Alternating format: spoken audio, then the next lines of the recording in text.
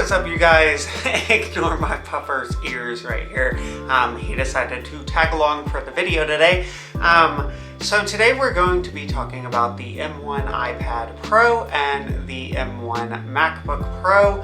I have both, and I've had both for a while. I got the MacBook Pro first, and then I got the iPad. I was using the 2018 iPad Pro before this, which I still have, so if you would like to see some comparison videos, make sure you let me know in the comments below. But going on, I wanted to make a video of which one of these awesome products do I use on a daily. Do I use the MacBook Pro more, or do I use the iPad Pro more? The iPad by itself, we'll just start off with how easy it is to carry around. It almost feels kind of scary to carry it around like this. This is the 12.9 inch. I got it because I wanted the mini LED display, and on top of that, my 2018 was already a 12.9 inch, and I wanted something with a screen close to that of the MacBook Pro. So carrying it like this can be really scary, especially if you're scared that it's going to bend. So at first I just got the normal folio case by Apple, but then there was a good sell on the last generation of the Magic Keyboard. So I went ahead and got that, and this is where things started to change for me. Since it's more like a laptop now, I can easily carry it around. It is heavier than my MacBook Pro. Yes, it is definitely heavier than the MacBook Pro. And yeah, I don't know. It's a good all-around device. I have an Apple Pencil. I can draw if I want to draw. I can take notes if I want to take notes, but then I can also, have it like a MacBook, and I can write for the channel, or I can write for the blog. And then, of course, having now two USB-C ports, the one that it comes with, which is Thunderbolt, and the one that is on the case, meant for charging, does make it a lot easier. Now, I did buy the MacBook Pro first. It has been my favorite MacBook Pro, except I did have the 16-inch. I do miss the speakers on the 16-inch MacBook Pro. I watch a lot of content every day, and it would have been nice to have the better speakers on here. Though I do really enjoy the feel of a MacBook Pro. This is just the M1, so there is only two USB-Cs, which again makes me miss the 16-inch MacBook Pro. But yes, since there is no major redesign, it is your normal MacBook Pro that you always get. Now, to get in to the which device do I use more? It obviously is going to be the iPad, and here's my reasons why.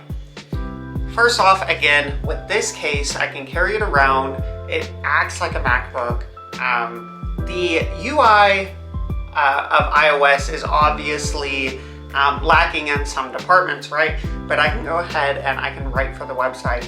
I can do my Twitter post. I can do mostly everything on here. The screen is amazing. Watching playback of stuff, or just using it as a sidecar, it is a really awesome display. And the speakers are so good on this. I have a HomePod here and a HomePod here. They're the HomePod minis. I actually still prefer, even with the stereo HomePods, I still prefer how loud this is. This does seem a bit louder. And I don't know how to test that for you guys. It could just be me, it could just be my imagination, but it does seem a lot better. And that's where, again, I keep using this over the MacBook Pro, because the MacBook Pro just doesn't have really good speakers and as much content as I take in, whether that be movies or YouTube videos or Twitch streams. This is the all-around better one for me. I also game. I use Genshin, which you cannot do on the MacBook Pro, which is a bummer because it does have the M1 chip. So I'm hoping that the developers over at that studio do port it from the iPad at least. Now, I am going to post some Geekbench scores here.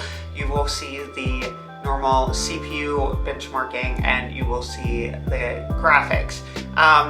If I can recall correctly, the MacBook did beat on the multi-core score of the CPU, which honestly the MacBook does have a fan, and I'm going to assume that maybe the battery is more powerful. I'm not sure, but there is a slight difference, and to me it would be more of a margin of error, and nothing that an iPad user would ever need to or notice.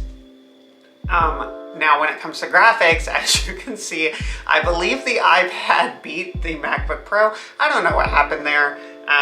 Maybe I don't know. Maybe it's the iOS 15's more efficient. I don't know. So yeah, the only time I use this is a couple times a month, and it is literally for my videos. If they brought Final Cut Pro to the iPad Pro, I think I'd be over MacBook. Honestly, I have a gaming PC over here. I don't need a MacBook Pro. I literally only bought it for Final Cut Pro. And I don't know if that's why Apple probably will never port that over. And I just don't want to rebuy all the stuff that I have for Final Cut Pro and try to find it for the editing that is on here. Now, if you are looking for a new video editor, or if you're looking to start video editing and you haven't before, then starting on here might be easier and might go with your workflow a little bit easier. Especially if you start off learning how to do it on iPad rather than a MacBook. I know some great YouTubers like John Morrison. They definitely use the iPad Pro for editing from time to time, and I think Luma Fusion is the name of the software that they use. So if I were you, I would check that out. So thank you for watching this video. If you like this video, go ahead and give it a thumbs up. If you would like to see those comparison videos, go ahead and let me know in the description below, or in the comments below. Subscribe if you want to see more, and I'll see you next time.